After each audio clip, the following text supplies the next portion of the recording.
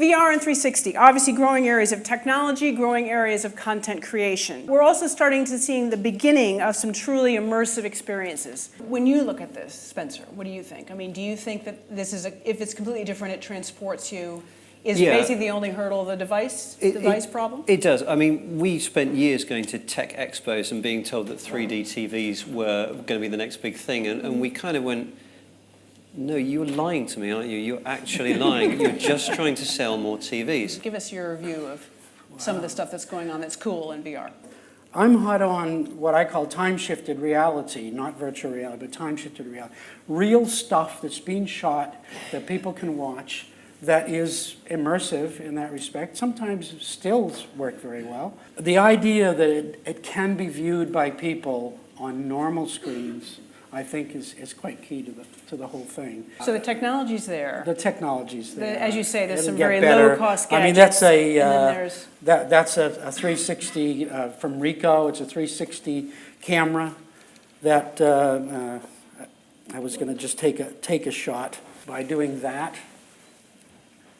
And it just takes a 360 shot. Yeah. So at the beginning of this year, when we set up Sky VR Studios, an in-house production unit, that was the point at which it was all converging. We shot at the Calais jungle. It was very, very effective, very impactful, very empowering. And we've done different experiments in different sports. We followed Anthony Joshua on his route to becoming world champion in boxing.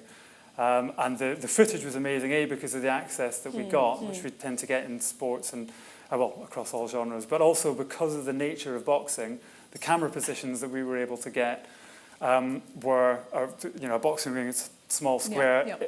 VR is all about intimacy and proximity, and so you can give the viewer a feeling like they're actually on the edge of the ring or standing in the ring. People always hold up drama as the problem area. Do you think that it works in drama? Drama, it does have challenges, but we've been working quite closely with the drama department and are doing a few sessions with a few breakfasts of the drama team where we're talking to the drama creators out there, the real experts of creating drama, and marrying up VR expertise with drama.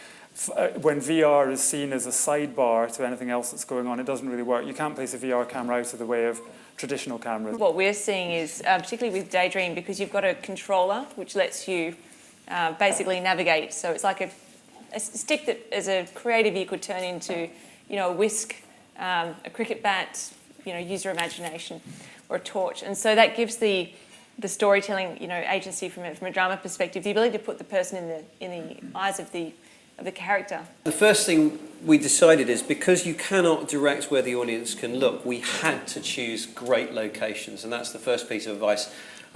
Choose a great location. We just had to go to the Large Hadron Collider. It was the law. And it was also just a dream come true for me. For Google, cardboard is the stepping stone and the first step to a virtual reality world. This is a 5 senses experience. So smell is the next very important, a very intuitive, very memory jogging thing. Games are what's going to drive it, Yeah. and porn, if I'm honest, because come on, who wasn't thinking that? A combination of VR and AR, I think it is going to be huge. I think we'll find I don't know whether it's 5 years, 10 years, I think we'll be doing a lot of computing in some form. Does the panel think that there'll be more intense ethical issues around virtual reality because of its potential to alter behaviour? It can be used positively, but my God, yeah, if you are a gun-toting criminal in a VR game, it's going to give you even more of a feeling that you